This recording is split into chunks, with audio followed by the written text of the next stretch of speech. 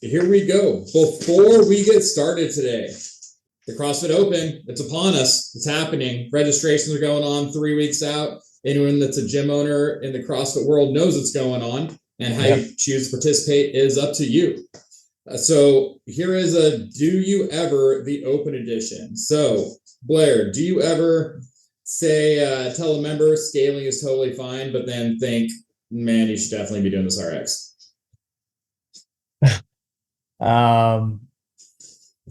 I guess it just depends if the member is like really a scaled member. If they're a scaled person, then no, I would never say that. But I don't know. I guess I say yeah. Sometimes I'm looking at people. I'm like, maybe you can't do the muscle up at the very end of the workout, but you can do everything else. So yeah, and I mean, you shouldn't really feel bad about believing in someone more than they believe in themselves, right? yeah. That's Yeah. like that's going on sometimes. Have you ever started a workout redo and then stopped partway through knowing you're not going to beat your old score?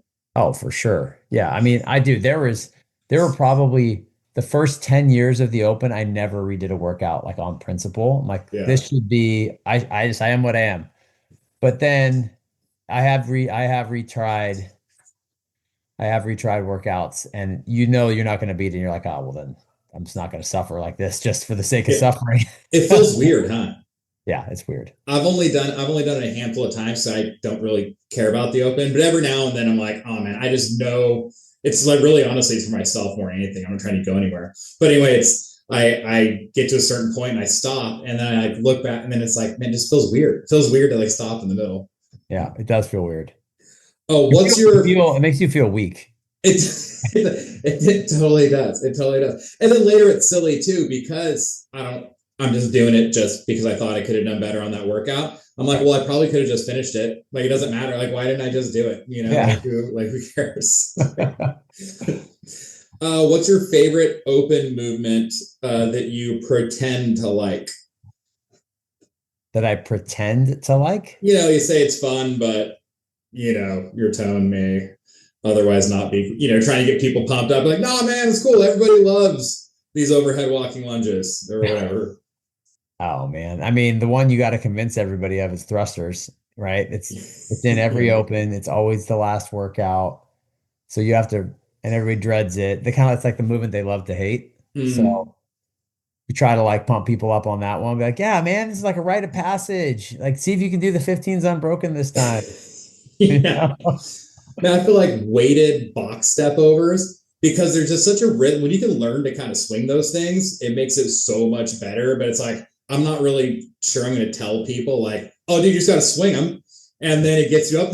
Like, the best, most efficient way to do it is for sure also the best way to hurt yourself doing the movement.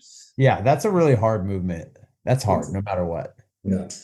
What is your least favorite open movement that you're tired of defending? Because you're making people do these workouts, but you're like, dude, I probably wouldn't have put that in there. No, I mean, I would definitely put in box step overs, but I would probably make people, what I don't like is on box step overs where everybody stays like hunched over the whole time. Yeah. It's a bad position to be in. It's terrible. Like, for a lot of reps. And then twist while your knee's on. Let's put some torque on that knee. Yeah, I know. Like meniscus gone. Yeah. So that's a good question. I think, well, what do we consider like open movements? Ones that are on everything. Yeah, like common things you see in the Open that maybe you don't do a ton of during the year. Yeah. I mean, wall walks. We do a lot of wall walks at our gym. Yeah, we do too. But I love wall walks. Dude, they're a great exercise. I mean, talk about something that's hard to get people pumped up for, though. I mean, I guess that kind of it, right? You're like, no, man, it's actually a good test. Like, you like convince people. Really, really good. That's actually really good. But cool if I carry you outside here. Oh, dude, I'm down to go for a ride. Yeah, I got my this like tree trimmer just showed up, so I got to make sure that he does it. Oh, perfect. Well, while you do that, I'll do this. All right, okay. With me today, a man who's been through more Opens than most people have training cycles. Blair Morrison, 3 times CrossFit Games athlete, affiliate owner, NorCal Classic Mastermind. I want to clear out and one of the few people who's lived on both sides of the Open. elite for a competition, treehouse. and real world gym So you ownership. kind of have like these And I'm Danny three Lehr from Caffeine main shoots. Kilos, gym But if we can owner, like clear coffee out dealer, anything and your that's in the friendly middle, moderator like who's this going to extra ask stuff, for your that thing that's opinion going straight and up, get rid of immediately that. tell you why See what I mean? it's wrong. Okay. So start with the question that feels illegal to ask out loud as a CrossFit affiliate as an affiliate member. Would it be easier to run your affiliates if the CrossFit didn't push the open and maybe even stop the games altogether? I don't mean better for the sport of fitness. I don't mean better for elite athletes. I mean easier to coach, easier to program, easier to manage emotions, easier to stop people from doing dumb stuff, chasing imaginary leaderboard points. Because the open for a lot of gym owners is 3 weeks of extra stress, extra people tearing their hands and bleeding on stuff, extra opinions, and at least one member who suddenly thinks they're right there and need to do additional programming. So let's unpack it. Does the open actually build culture, or does it just get in the way of culture? Oh, okay. I get the question. And yes, it would be absolutely easier if the open didn't exist, if the games didn't exist. But I think it would be much worse. I do think that the open, I mean, this is how I feel about it. I feel like there's a lot of people, a lot of adults that don't want to compete because competition it can be stressful. It adds this layer of like anxiety that feels unhealthy, right? And they're like, "What? This is stupid. Why am I stressing out over this?" But I make the argument to people all the time, like that is the absolute reason that you do it Yeah. because you're not going to get that anywhere else in your life. Like most adults are in charge Yeah. 95% of the time, and they're like in a very comfortable place most of the time. And that's kind of why they come to CrossFit is to get uncomfortable, or at least Yeah. most they appreciate that from the workouts being harder than they want them to be, from the coach being tougher than they want them to be. And so I think the open kind of as far as when it comes to competition, it fits into that ethos or that archetype of kind of what CrossFit brings to their life. And as far as the gym owners are lazy. You know, they can get lazy, and like if you make it only about um, fitness, you know, and not about things that bring the community closer together. Yeah. You're missing out on something that makes CrossFit really special. That makes it different than a 24-hour fitness or an anytime fitness or whatever you got. So I definitely think the open is worth it. I think that CrossFit. I think the decline in open participation it's more of a reflection of people's displeasure with CrossFit corporate than it is with the actual activity of the open. Sure. And I think that's why you're seeing the registration numbers bumping back up this year is because people have a little better opinion of leadership, and now they're like, yeah, man, this is part of the deal. I'm like, Yeah. we're in for it. Yeah, I mean, something you brought up there, I think, is a great point, which is as an adult, how many times you do something that's extremely uncomfortable. Like as an adult, we live in this world where, I mean, look, dude, like I'm 41, I learned to walk like 40 years ago. You know what I mean? Like that, you've done all these things. You're in a job where most of the time you're in a job where you know what to do. You know what I mean? And it's not this scary thing. And you just, as you go through your life, you're driving a car. How many hours have you spent behind the wheel? Like this, like all these things you do are comfort zone. And so doing something that kind of pulls you out of that comfort zone there's huge benefit to that. Is very beneficial for a lot of reasons. And like you said, is probably the same way they felt when they started CrossFit to begin with, a lot of people. And a reason what draws people into CrossFit. Every time you get a new skill, I couldn't do double unders, now I can. Again, in your average adult's life, like how many new skills are you actually acquiring versus how many things are you doing that you've pretty much got that shit down, Yeah. Especially once you like pass like the kids phase. Dude, bring it on. Yeah. You need something to like stimulate your brain and your body, and why not? Dude, if you're a grown man and you're not even scared to hold a baby anymore, like what is there in your life to fear? You're like, oh, dude, I can keep, like as of now, like I can keep that thing alive as long as you need me to. Right. You know what I mean? I'm proven up to 13 years now. And so like however long you need me to like watch that baby, I got it. And so yeah, what else? It's true though, right? You kind of done these things, and 100%. so what are you doing to stretch yourself or push yourself or provide new experiences or some sort of stimulation that is probably good for you, right? Yep. I mean, I think so, man. That's not everybody feels that way, but I think in our community, that's kind of an accepted truth that pushing boundaries is a good thing. And that includes like your mental, Totally. comfort when it comes to putting yourself out there, like against all these other people in the world or in your gym. And anyways, So how do good gyms? Well, why do gyms sometimes forget how to coach in February? Right, meaning all year it's you meet people where they're at, you scale for longevity, you train for life, and then the open hits, and suddenly it's like, all right, everyone, this for time. God will sort it out. Ready, go. Right, like how do you? I Is mean, there a disconnect there, or is there a way to responsibly live in both worlds? I guess. I think it was a lot harder before the Open had a scaled division. Do you remember those days? Yeah. Like that was really hard because um, people get swept up in the moment, and like they don't want to be competitive, but then they get in there and they're like, actually, I'm a little competitive. You Yeah. know, Yeah. actually, the guy that I work out with is doing this and he can do it. He can do the weight. He can do it at 95 pounds. Like, Yeah.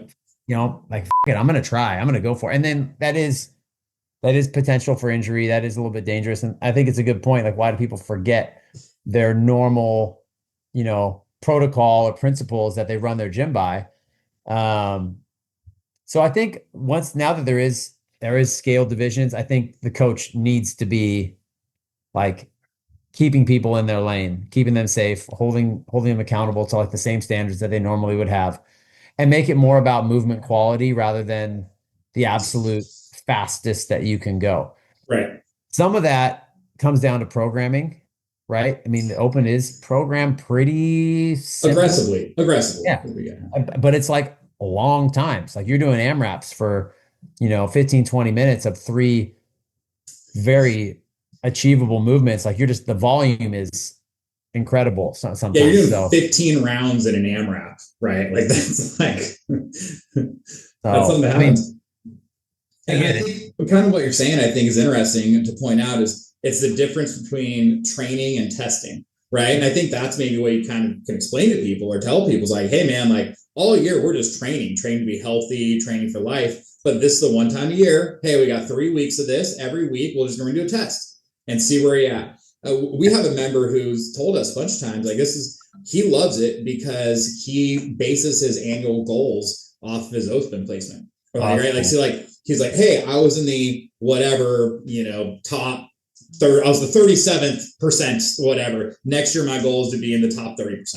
Right. And then over the course of the year, he brings it up. Sometimes it'll be October. And he's like, hey, I'm feeling pretty good. I just got a good row time. I think I'm, shooting for that top 30% in my age group, and that's Yeah. what drives him. And that's, for me, it's been good to help recognize that as difference between a test and training. Right. Yeah, I like that. That's a good way to phrase it. So long as they'll listen to you when you tell them, hey, this is the level you're going to test at. Right. That's Yeah. will they listen to you? That's that's always Yeah. the fun part. Now, which brings us to Friday Night Lights, right? Is that the community event or a controlled burn? Friday Night Lights is either the best thing CrossFit ever gave to affiliates or is a 3-week stress test for the owners. When it's good, it's electric. When it's bad, it feels like a forced work happy hour, something like that. One time I had to call the cops. Like we can get into that story if you want, but I legit had to like call the police to have somebody removed from the premises during a Friday Night Lights event. Yeah. And so, I guess you got a couple affiliates, the whole thing going on. Do you do Friday Night Lights at your gyms? Do you do them every week or just the first week or the last week? What does that look like at anywhere? It depends a little bit on location. So we have, I'd say different levels of interest, and honestly, since we've been doing NorCal Classic, Yeah. our open like energy has kind of decreased a little bit because they just did everybody's the really qualifier. excited for NorCal because it's, it's in our backyard and Yeah. it's an in-person comp that they get to go to. And the Open is it's a little more like of a legacy event, I think, for a lot of our Sure. members. Because none of them qualified to regionals through the Open, like Right. but so anyways, certain locations are a little more creative with how they kind of amp up the energy. Our Rancho location this year, uh, Matt Rattay, Mighty Mouse, he's all about the Open, loves the Open, and he's going to do like an intramural competition within the Rancho affiliate between basically it's like short people versus tall people. Oh, hell yeah. I think it's such a great idea.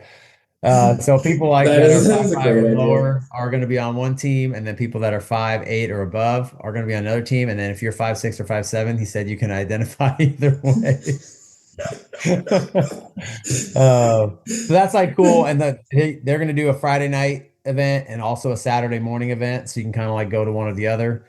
Our Rockland gym is just going to do Friday evenings. And that's like people will show up and that's like an OG kind of gym. So like people are going to show Yeah. up with food and drinks and just kind of watch. Most people are there to watch, but then there'll be a few of the better athletes that kind of like showcase. So yeah, it kind of just depends. Do Kind you of just depends. do you program, is the Friday workout at the gyms? Is the Friday workout the open workout? Yes. Yeah. Do you feel like doing that maybe stops? Do you think you get better attendance at Friday Night Lights if you didn't have Friday's class workout be the open workout? Or do you think you would probably get the same attendance but less people signed up for the open? Mm, that's a good question. I think we would get less people signed up for the open. I think it's easier to get them to do it to sign up once they've done the workout. Like, hey, you're going to show up and you're going to do it anyways. Yeah. Why not just be part of this global community gathering? Yep. See where you stack. It's not like no, this isn't going to go on your LinkedIn profile. Like if you do bad, like who Mine. cares? Right. Um, and like I said before, if people are pro or kind of happy about CrossFit in general, they're not going to be like, oh, I'm not going to, throw $20 at this, tire fire that is going on. So I think, so long as people show up, even if they're not working out Friday night, if their people are in the gym, I think that's a win. Yep. It's free. Last year we did. We have a coach that's super pumped up, loves the open, all fired up about it, and he took it on last year and he crushed it. He did a great job, worked as hard on it as anybody ever has. But we did that. We didn't do it as a Friday workout to try and encourage more people to come to Friday Night Lights. And I think we got some more people to come and do the workouts at Friday Night Lights. And I do think that experience was maybe better for the people doing it because it did feel more like a competition. Because doing it that way, that was squared away, man. Like every lane, like if you're doing an RX, you for sure have a judge with a judging certificate, like without fail. There's no, you know what I mean? Like it was tight. Like he ran it like it was a little mini competition, which That's cool. the people doing it, better experience. However, I think we had fewer people participate because of that, right? Yeah. And so we just talked about this in a coaching meeting the other night. That's why I've been like thinking about it a lot. And so then the question is like, well, do you just do it as the class workout and you probably get more people to sign up because exactly that. After the first week, we're like, all right, guys, you just did it. So like, might as well go here, pay your $20 and then like get, it'll be logged online. You can check out and be a part of something. Right. Yeah. But then you may have less attendance or less people, then the experience at Friday Night Lights isn't going to be as strict competition, like, because you're going for mass. And it was funny, it was brought up, this is how they phrased it. They're like, would you rather, like, what do you want as the gym owner? Do you want as many people involved as possible who are then more excited about CrossFit? And he's like, and I was like, well, that's the one I want. Like, you don't have to say, like, I don't really need the other option. Like, I want more people to sign up and do it and be more excited about CrossFit. Like, that sounds great. And if that's the goal of the Open, is to get people to be more excited about CrossFit, to come down to the gym a couple days or evenings that they wouldn't, to push themselves harder in workouts than they normally would, I think judging each other is crucial. Like in class, you figure it out a way to get it done where you partner them up and everybody has a judge because of the act of judging other people, like watching their depth and no repping them and paying attention to how they're moving. I think that kind of elevates you as an athlete, paying attention to that type of stuff a little bit more. I think there's all those benefits to doing it as much as it is for sure pain in the ass. Yeah, I agree. So I know you gotta run here, huh? Yeah, sorry about that, man. No, all good. It's perfect. All right. So last little thing here. We'll just do a very quick 1 minute long lightning round. All right. Hot takes on Blair. So what is the worst open behavior you've ever seen? Worst open behavior? Yeah. God. I mean, I think it comes, I think it's double unders, people getting frustrated in double unders and like cursing, throwing the rope like that is elevated. I mean, that's always a bit about double unders in general, but like that is elevated. I've seen that get too aggressive. Yeah. I had to tell somebody like afterwards, like, hey, I get it. It's frustrating, but like, you're 45. Let's keep it in perspective, You've been frustrated before. Yeah, we'll work on it, but let's keep it a safe space for everyone. You know what I mean? We had a girl was doing bar muscle ups and her feet were going above the bar before going into them, type of a thing. And the person, anyway, someone went over and told her judge, like, you can't count those. And she's like, well, the judge is counting them, but it was just this member. Anyway, bottom line is she gets off. All of a sudden, this dude's a racist. She's yelling at him. I asked her to leave. She refused to leave. Have to call the cops to come and get her to go. It was a whole mess, dude. Actually, that was the huge moment for me. I felt so good about myself. Like I stayed calm. I like kindly asked her multiple times. I said, hey, if you don't leave, I'm going to have to call the police. Oh, you're going to do it. I said, dude, I don't want to. If you would just please go. When it was all said and done, I was like, I actually feel pretty good about myself there, Like, anyway, let's just do one more real quick. What is the best open tradition that you would never want to give up?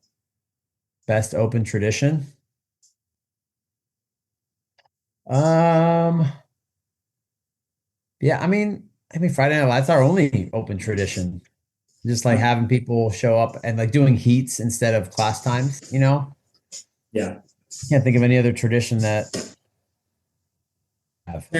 blood on the walls. That's the best one. Never want to give that up. Do enough bar muscle ups and chest to bar, the hands rip, and then to start spraying the wall. That's what I'm talking about. Rule number one at our gym is don't tear your hands. Dude. Rule number one. I might just start doing it during people's on ramps, is just giving them a pumice stone and being like, hey, this is like once a week, I want you to get some running water in the sink and just kind of run this over the rough parts of your hands and keep it smooth. Just get it smooth.